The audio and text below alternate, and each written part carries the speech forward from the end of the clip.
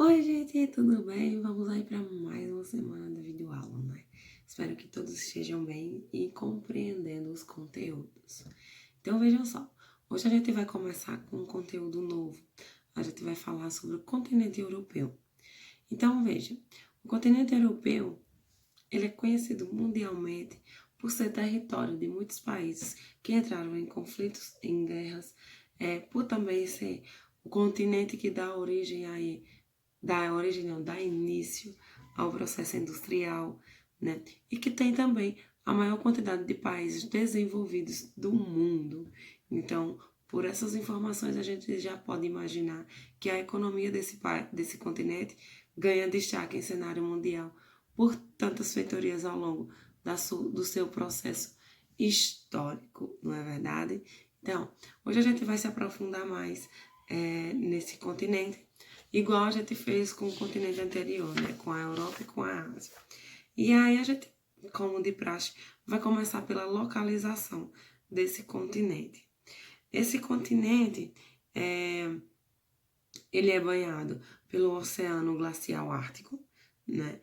E tem aí como seus vizinhos a Ásia e também a África, né? E também a Ásia.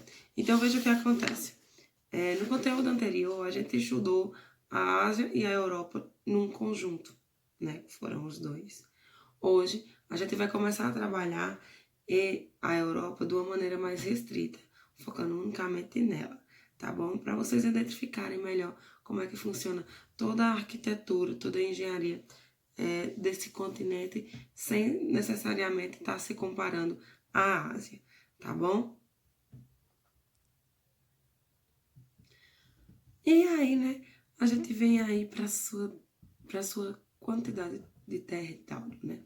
Vamos fazer a medição desse território, que chega a aproximadamente 10.344 apaga, né? Ele ocupa 10.349.915 quilômetros quadrados de expansão territorial, em sua extensão territorial. O maior país do mundo, gente, é a Rússia. E a Rússia fica localizada aí entre a Europa e a Ásia, né? E aí, por menor que pareça o continente, ele tem as suas características próprias, onde a Rússia ganha destaque como dentro do cenário maior do mundo. Porém, quando a gente fala na questão da extensão territorial, é importante ser dito que a Europa, ele, ao ser comparado com outros continentes, ele é o segundo menor, perdendo apenas para a Oceania, tá certo? Como o menor continente europeu. Ele ocupa, ou melhor, o menor continente. Ele ocupa apenas 7% da extensão de terras emersas aí do nosso planeta. E aí, indo mais além, não é? A gente fala sobre o processo de regionalização desse espaço europeu. Como dito logo no início do vídeo, o continente ele é marcado por revoluções, guerras, gritos de liberdades. E tudo isso acaba aqui interferindo na sistematização dessas regionalizações. Então veja o que é que acontece. A Europa, em 1914, ela tinha uma estrutura diferente do que aconteceu ao longo da história até chegar nos dias de hoje. E aí, na página 108, a gente tem aí o primeiro exemplar da mudança dessa organização regional da Europa entre 1914 e 1922, né? E aí o que traz essas mudanças foi as derrotas da Alemanha e do Império Austro-Húngaro, na Primeira Guerra Mundial. E aí, desse pós-guerra mundial, né, da Primeira Guerra Mundial, já começa a ter uma nova configuração no espaço geográfico da Europa. A sua expansão territorial, ela já começa a aumentar. E aí, com a perca do Império Russo, vem o surgimento aí da União das Repúblicas Socialistas Soviéticas, não é? Que aí também chega ao fim quando acontece a Segunda Guerra Mundial. A gente sabe aí, ao longo da história do continente, tanto o que envolve a Primeira como a Segunda Guerra Mundial, que as linhas de disputa eram a questão das extensões de terra, e tanto em 1922 como em 1945, após o fim da Primeira Guerra Mundial e da Segunda Guerra Mundial, é reorganizado a extensão desse território, desse continente europeu, tá certo? Ele ganha novas configurações, ele acaba que expandindo a sua delimitação territorial.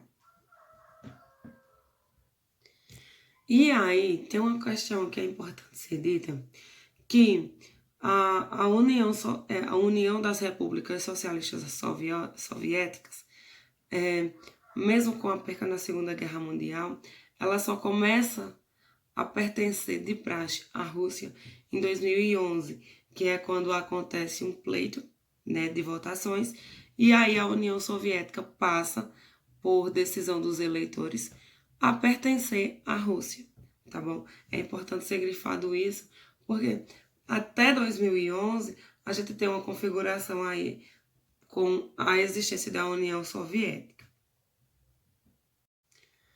Quando a gente fala sobre a expansão colonial da Europa em diversas partes do mundo, o primeiro ponto a ser destacado foram portugueses que colonizaram o Brasil. Então, né, sobre isso, aí a Europa ganhou destaque para dois reinos durante esse período, tanto Portugal como os portugueses como os espanhóis. E aí é justamente desse processo de colonização entre esses dois impérios que é surgido aí o Tratado de Tordesilhas, que divide o continente sul-americano ao meio. E aí um fica sob o domínio dos portugueses e outro fica sob o domínio dos espanhóis. E aí, gente, ao longo dos anos, essa configuração desse tratado, ele foi mudando através de acordos, e a configuração do nosso próprio país também foi se alterando em decorrência desses acordos. Não apenas esses dois impérios chegaram a colonizar as Américas, mas outros também que são pertencentes aí à Europa. E aí o que é interessante é que a Europa também foi quem foi que deu o pontapé inicial nas rotas comerciais, né? As rotas de trafegação. Até então, durante os séculos 14, 15, sendo feitas aí através de fretes, né? Até mesmo de troca de mercadorias, até quando começa a circular a moeda. E aí essa circulação de moeda começa a tratar essas embarcações como um processo de comercialização, né? As rotas comerciais. Então, vejam, só nesse início, o quanto a Europa ela começa a comandar, entre aspas, as Américas e todo um sistema de rotação de navegações. Tudo isso em prol tanto da diversidade, em troca de uma diversidade de mercadorias maior, como também de expansão territorial. Porque se o Império Português e o Espanhol já começam a dominar as Américas, então sugere, né, aí que todas essas riquezas elas vão para a Europa. E aí é onde já começa a dar destaque à riqueza europeia, que se arrasta até os dias atuais. Tá bom? Então, por hoje a gente fica com essa pequena parte aqui do nosso continente europeu, né? Na promessa de se aprofundarmos mais na próxima semana, tá bom? Para a atividade desta semana, a gente vai fazer um pequeno resumo aí dessas modificações territoriais, né? Sugiro que vocês leiam o conteúdo para vocês entenderem melhor como funcionou cada coisa, né? E aí, qualquer dúvida, anotem, tá bom? façam a atividade da página 112 e me mandem. Lembrando para vocês não acumularem a atividade, para não entrar em choque. Esse bimestre a gente vai ficar um pouco mais resumido, tá bom? E aí, para não ter uma superlotação, assim que assistir a aula, já busquem fazer a atividade e enviar, tá certo? Um grande cheiro e até a próxima!